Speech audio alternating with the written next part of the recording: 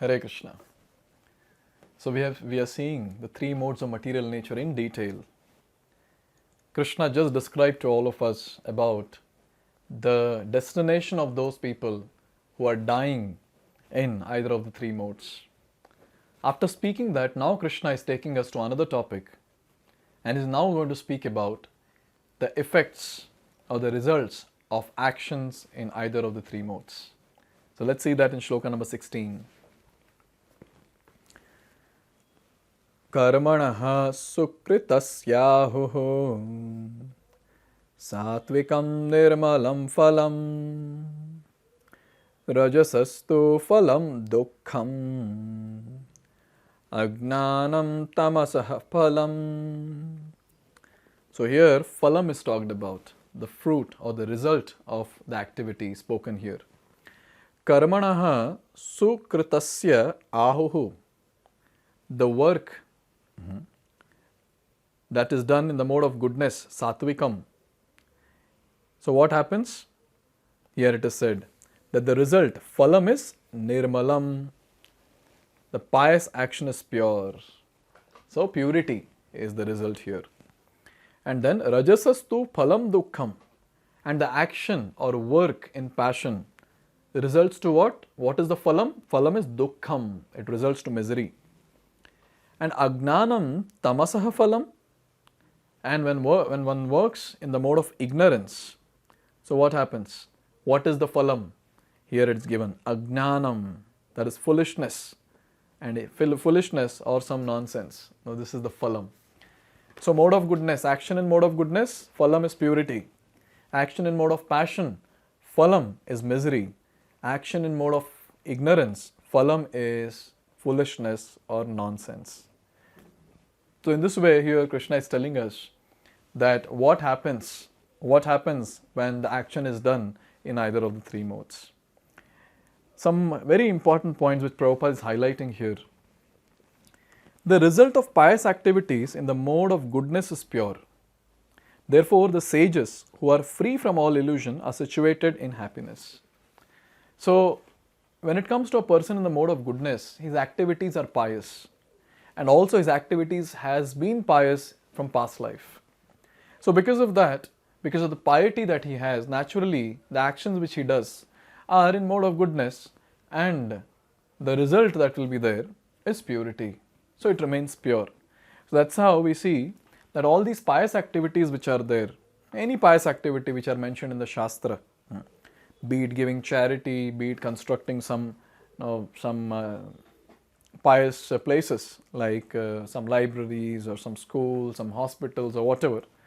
So, or digging a well. So before, in Vedic times, people would dig wells. Obviously now it's not needed, but then in this way, when someone does these pious activities, they are pure because many people will be benefited. So here it is said, so these sages are free from illusion because they are in the mode of goodness, which has that purity aspect. And then here it is said, so basically mode of goodness, purity, and satvikam also stands for the bliss that is the resultant of mode of goodness. So purity and happiness, these two things are the results of this work or action in mode of goodness. Now when it comes to mode of passion, activities in the mode of passion are simply miserable. Now this is a fact. Because when the activities are in mode of passion, the person is so passionate in doing lots and lots of passionate work, and he'll first make sure that he'll have an eye on the result first, analyze, and then he'll take up the work. Here Prabhupada is giving the example of building a skyscraper building. Now so much of endeavor is there in this, to build a skyscraper building. So many laborers have to work very hard, toil very hard, and obviously so much of misery will be there. And the amount that is needed for construction, that has to be got. The person goes through so much of anxiety and tension, while getting into all these projects. So in all, everyone involved in those activities, everyone is miserable. Everyone has tough time. Even nowadays in corporate culture, we can see so much of passionate work, that is driven by passionate people. And who in that particular setup remains free from misery? Everyone is always in anxiety in some or the other form, and that will lead to misery. And because of such things, what happens? Since the person is undergoing some or going through some tension and he is suffering, he gets that to home, and at home also everyone suffers. Because his mood will be reflected in his actions. So this is the mode of passion. So mode of passion, the outcome, the result, the actions, the result of the actions in mode of passion is misery. Now when it comes to mode of ignorance, let's try to understand about that. The performer in ignorance is without knowledge, and therefore all his activities result in present misery, and afterwards he will go on towards animal life. So in previous shloka also we saw that when a person dies in ignorance, he will go to lower species, animal kingdom. So the person will get into the lower species. Because the actions in ignorance, they are animalistic. So the resultant or the destination will be animalistic. And when it comes to animal kingdom, they are always in mode of ignorance.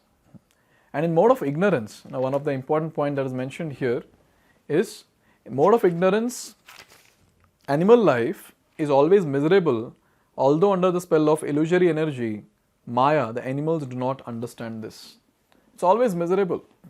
We might have seen the birds when they eat the grains which are put on the road or footpath or wherever. So they'll eat one and look here and there, eat one, look here and there. Miserable. At every point, at every instance, the animals feel that threat and feel that misery.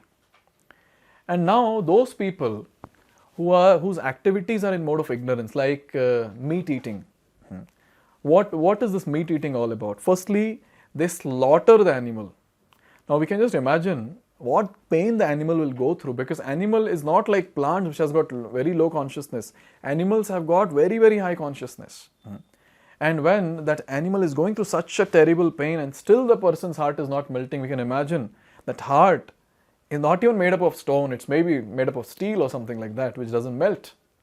So it's a very important point to note that those people who are into meat eating, just to satisfy their tongue when they're getting into such activity, for sure the destination is very, very, very dangerous and critical. In Sanskrit, the meat is also called as mamsa. Mamsa basically means you become me, I become you in next life. So when the animal is slaughtered by a person just to satisfy his tongue, now someone might say that, no, I'm not slaughtering, I'm just getting it from the market, whatever it is. There are six people are involved in this activity, and all six of them, they get equal results.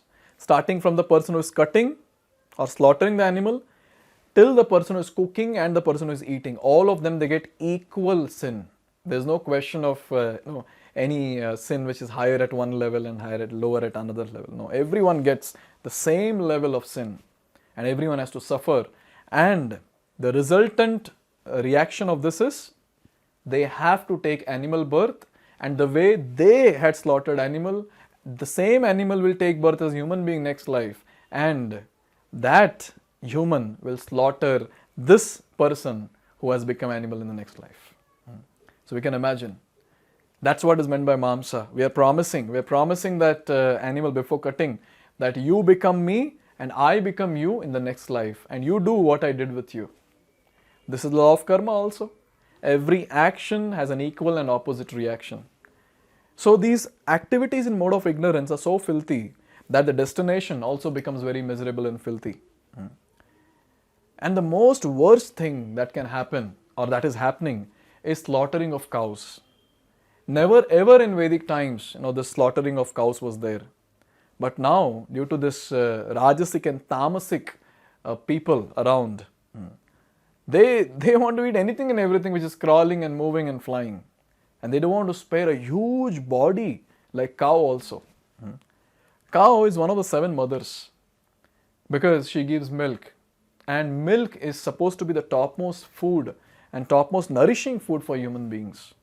Now just imagine, the modern society has degraded to such an extent they are ready to kill one's own mother in the form of cow.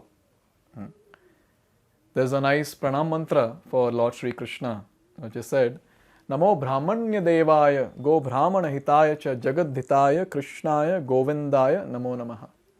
So Krishna is the caretaker of cows, go and brahmanas. So here it is said that brahmanas are the symbol of spiritual education and cows are the symbol of most valuable food. And Krishna is the well-wisher of both of them. So these two living creatures, the brahmanas and cows, must be given all protection. That is the real advancement of civilization.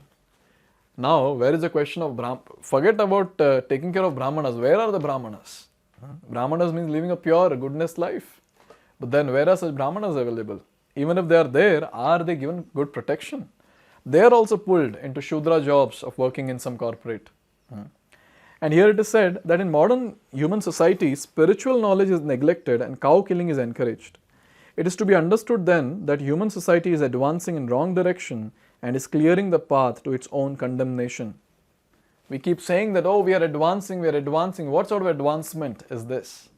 Our advancement is how to better kill animals and better kill cows.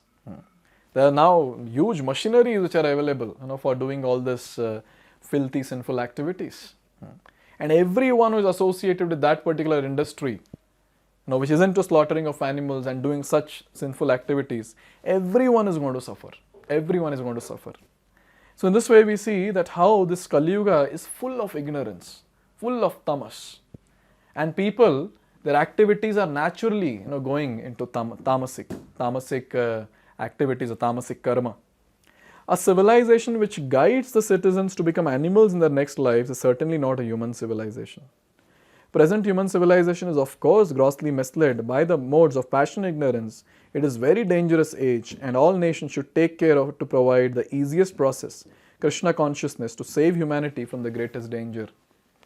We are in Kali Yuga and Kali Yuga is full of tamas, full of ignorance. We can save ourselves only if we practice devotional service. One has to give up these tamasic activities of meat eating and illicit sex and intoxication and all that. It has to be given up. And one has to take to the chanting of Hare Krishna Mahamantra. So it is said that when we follow four relative principles, no meat eating, no illicit sex, no intoxication, no gambling, a person from animalistic platform comes to human platform. And then on the human platform we can start practicing devotional service by chanting the Hare Krishna Mahamantra. So this is a very important point which is mentioned in the Shloka, that if our activities are in the mode of ignorance, we will glide down to the lower species, that is the animal species, and it will not be a fun time there. Whatever nonsense we have done with the animals in this life, we have to face that in the next life. And we have to suffer like anything. Human life is not meant for paving our path to animal kingdom. Human life is meant for paving our path to back home, back to God, to Goloka Vrindavan. And get a spiritual body, not animal body. So it's a very important thing that we devotees have to understand. Firstly, we can never get into these activities for sure. But at the same time, we have to intensify our devotional service and improve the quality of devotional service. So when we are chanting Hare Krishna, Krishna Krishna, Hare Hare, Hare Ram, Ram Ram, Hare Hare, it has to be quality. Because when we do quality sadhana, our progress will be very, very fast. And this tamasic and rajasic actions will not actually affect us much. But if our sadhana is not quality, then we will get affected by this tamasic energies around, the tamasic people around, the mode of ignorance people around. We will get affected and maybe we can also degrade. So in this way, Krishna has very clearly told us the effect of the action in modes of goodness, passion and ignorance. Now again, Krishna continues to tell us the effects in the next few shlokas. So let's see that in the next video. Hare Krishna. Hare Krishna, Krishna Krishna.